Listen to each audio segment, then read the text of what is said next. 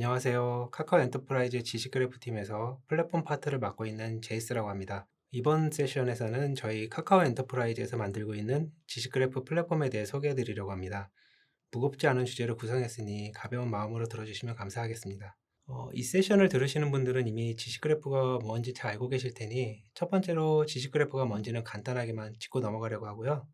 두 번째는 지식그래프를 구축하기 위해서는 어떤 과정이 필요한지 살펴보려고 합니다. 그리고 마지막 세 번째로 저희가 개발하고 있는 지식그래프 플랫폼을 살펴보면서 카카오 엔터프라이즈에서는 어떻게 지식그래프를 구축하고 제공하는지를 말씀드리겠습니다. 혹시 지식그래프에 더 알고 싶고 좀 더 깊은 내용에 관심이 있으시다면 엔터프라이즈 지식그래프 세션이 별도로 준비되어 있으니 많은 관심 부탁드리겠습니다. 자, 지식그래프란 뭘까요? 물론 잘 아시겠지만 지식그래프의 그래프는 이런 막대 그래프나 선 그래프 같이 통계 자료를 표현하는 그래프는 아니겠죠. 바로 이 그래프처럼 정점의 집합과 정점들을 연결하는 변의 집합으로 이루어지는 그래프입니다. 정형화된 데이터 혹은 비정형 데이터를 저장하는 데 사용하는 기술을 지식 베이스라고 하죠. 여기에 이러한 그래프를 표현 방법으로 사용하는 그래프 모델이 지식 그래프입니다. 다시 말해서 이런 관련 있는 정보들을 엣지와 노드로 표현하는 지식 구조 형태입니다. 이렇게 관련 있는 정보들을 연관관계가 포함된 지식 그래프 형태로 저장하면 사용자가 원하는 정보를 연관된 정보와 함께 일목요연하게 전달할 수 있게 되겠죠. 예를 들어 기존 일반적인 DB에 저장되어 있는 데이터로는 가장 왼쪽에 철수라는 친구와 가장 오른쪽에 르브르 박물관의 관계를 알아내기 위해서 원하는 정보를 찾을 때까지 검색하고 그 결과를 이용해서 재검색을 반복하게 되는데요. 지식 그래프를 이용하게 되면 명시적으로는 정의되어 있지 않은 관계에 대해서 추론을 할 수 있고 그 과정에 들어가는 컴퓨팅 파워에도 많은 이득을 볼 수 있습니다. 결론적으로 퍼포먼스에도 유리하겠죠. 그러면 이러한 지식 그래프를 구축하기 위해서는 어떠한 과정들이 필요할까요? 한번 살펴보겠습니다. 먼저 지식 그래프로 구축할 원천 데이터가 있습니다. 이 데이터들은 전통적인 관계형 DB의 테이블에도 있을 수 있고 NoSQL이나 웹상의 비정형 데이터들일 수도 있습니다. 아니면 이메일이나 이미지, 동영상이나 오디오 파일에도 존재할 수 있겠네요. 이제 이 데이터 소스로부터 추출한 데이터를 지식 그래프로 가공해서 적재하려면 월드 와이드 웹 컨소시엄에서 정의하고 있는 RDF나 OWL과 같은 그래프 스키마를 작성하기 위한 기술 사양들이 있습니다. 일종의 산업 표준으로 활용되고 있고요. 또 원천 데이터들은 정형화되어 있지 않아서 이러한 데이터들을 통합하고 전처리 과정도 수행해야 되고 실시간으로 업데이트되는 데이터가 있다면 효과적으로 반영해야 하는 과정이 요구되기도 합니다. 자연어 처리도 필요하고 중요 용어 추출 등의 머신러닝이 활용되기도 합니다. 이렇게 가공되어서 생성된 지식 그래프 데이터는 고가용성을 확보한 형태로 견고하면서도 또 예상치 못한 트래픽 증감에도 대응할 수 있도록 탄력 있는 형태로 저장되어야 할 것입니다. 또한 이렇게 저장된 지식 그래프를 효과적으로 조회하고 분석할 수 있도록 해야 할 테고요. 검색을 고도화한다든지 질의응답 시스템을 구축한다든지 하는 작업도 필요하겠습니다. 이제 이 지식 그래프를 활용해서 웹 서비스나 앱 같은 다양한 애플리케이션을 개발하고 서비스할 수 있습니다. 그 과정에서 API나 커넥터, CLI 같은 인터페이스 설계는 필수겠죠.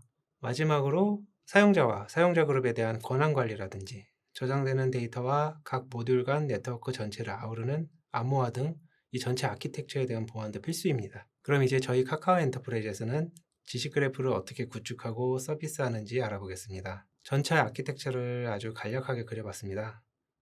저희 플랫폼의 구성 요소의 네이밍은 눈치채셨겠지만 모두 바다에서 왔습니다. 먼저 왼쪽부터 보시면 다양한 형태로 존재하는 소스로부터 데이터를 수급하는 컨텐츠 허브인 지브롤터가 있습니다. 대서양과 지중해를 잇는 해협이죠. 원천 데이터와 저희 지식 그래프 플랫폼을 잇는 해협이 되길 바라고 있습니다. 그리고 이어서 이렇게 모이는 데이터들이 들어오고 나가는 하버가 있습니다. 이 하버는 전체 아키텍처의 베이스가 됩니다. 그리고 아래쪽에 데이터의 바다를 항해하도록 하는 크루즈가 있네요. 크루즈는 이런 그래프들을 저장하고 다양한 검색 요구 조건을 제공하는 시스템입니다. 옆에는 어비스가 보이네요. 지식 그래프 플랫폼의 깊은 심연을 탐구하는 AI 플랫폼입니다. 어비스에 대해서는 AI on Knowledge Graph라는 별도의 세션이 준비되어 있습니다. 지식 그래프 AI에 대해 좀 더 관심 있으시면 많이 들어주시면 좋겠네요. 이렇게 준비된 지식 그래프는 오픈 API나 자체 사스 등으로 제공되게 됩니다. 먼저 데이터 수급을 책임지는 지브롤터에 대해 좀 더 알아보겠습니다. 이 그림에서처럼 다양한 출처로부터 지브롤터로 데이터를 밀어넣거나 데이터 소스에서 열어둔 경로를 통해 지브롤터가 직접 가져오는 방식으로 데이터를 수급하고 컨텐츠 메타로 변환하고 그 과정에서 어떤 것을 담고 어떻게 만들지 결정하는 스키마 더 ORG 기반의 모델링이 적용됩니다.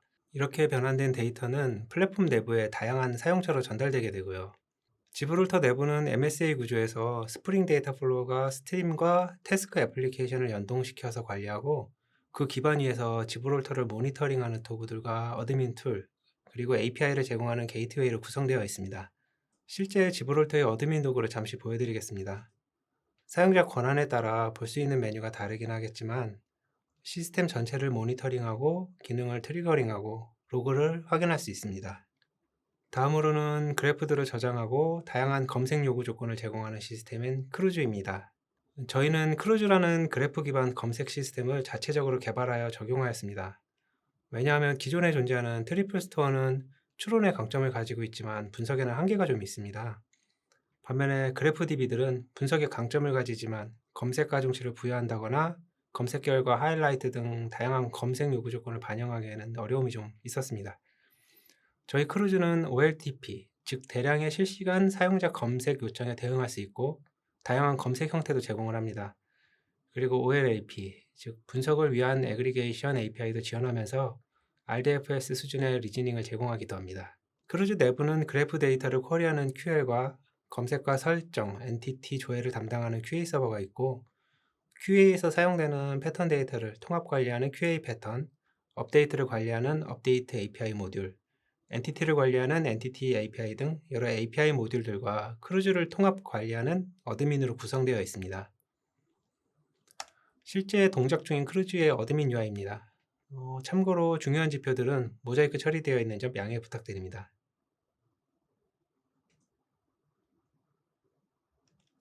마지막으로 전체 아키텍처의 베이스가 되는 하버인데요. 하버는 지식 그래프를 조회하고 CUD를 담당하는 서버들과 스키마 모델을 관리하는 서버, 그리고 사용자를 위한 계정과 권한 시스템인 어카운트 서버, 오픈 API 등 여러 가지 API를 관리하는 API 게이트웨이, 다양한 저장 스토리지와 미래에 추가될 솔루션에도 대응할 수 있는 래퍼로 구성되어 있습니다. 지금까지 말씀드린 저희 지식 그래프 플랫폼들은 모두 설계 단계부터 단일 실패점을 가지지 않도록 고려하였고 각 애플리케이션 컨테이너의 배치와 스케일링, 운영이 자동화되어 동작합니다. 또 시스템 안정성을 위해 국소적인 장애 상황이 전면 장애로 확산되는 것을 막기 위한 서킷 브레이커 등도 모두 적용되어 있습니다. 이렇게 구축된 지식 그래프는 카카오 아이서치 날리지 그래프 포털 서비스를 통해서 사용자가 직접 그래프를 구축하고 조회할 수 있도록 서비스를 개발해서 제공하고 있습니다.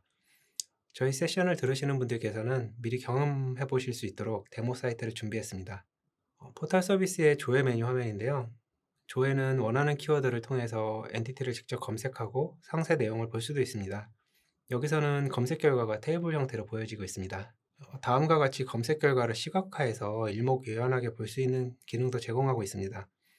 각각의 연결관계 깊이를 설정해 가면서 보면은 인사이트를 얻을 수 있겠죠.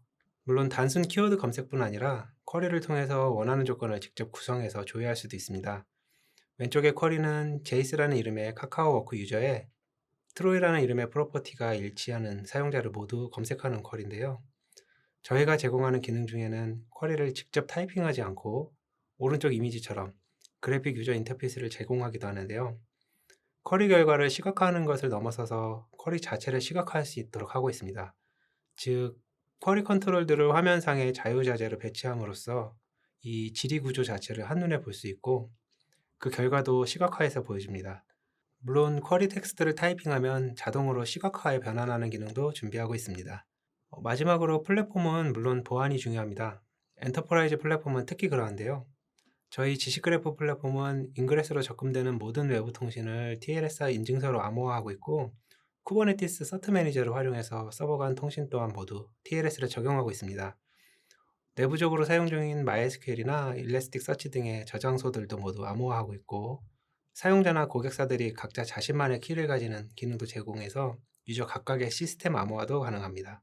네, 화면에 보이는 kko.2/kepkg를 통해 데모 사이트를 열어두었으니 많은 관심과 피드백 부탁드리겠습니다. 그리고 저희는 항상 채용 중입니다. 저희와 함께 지식그래프 플랫폼을 개발하고 싶으신 분들께서는 저희 회사 홈페이지도 방문 부탁드리겠습니다. 네, 이렇게 마치겠습니다. 감사합니다.